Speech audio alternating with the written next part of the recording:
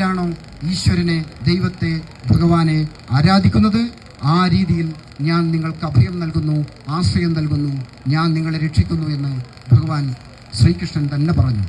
എൻ്റെ മതമാണ് വലുത്, മറ്റൊരു മതം തൻ്റെ മതത്തേക്കാൾ താഴെയാണ് എന്നൊന്നും പറയാതെ ലോകാ സമസ്ത സുഖിനോ ഭവന്തു എന്ന്, വസുദൈവ കുടുംബകമെന്ന്, ലോകം മുഴുവൻ തറവാടാണ് എൻ്റേത്, സമസ്ത ലോകങ്ങൾക്കും ശാന്തി ഉണ്ടാകട്ടെ എന്ന് പറയുന്ന ആ ഒരു ദർശനം ഭാരതത്തിൻ്റെ ഋഷീശ്വരന്മാർ, ഗുരുപരമ്പര നമുക്കായി പറഞ്ഞു തന്നു.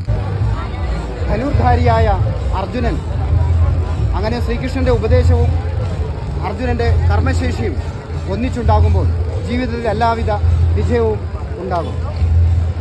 ബുദ്ധിയാകുന്ന ആ ബുദ്ധിശക്തിയാകുന്ന ഭഗവാൻ കൃഷ്ണൻ്റെ തീരുമാനത്തിനനുസരിച്ച് കർമ്മശേഷിയും ഒത്തൊരുമിച്ച് വരണം.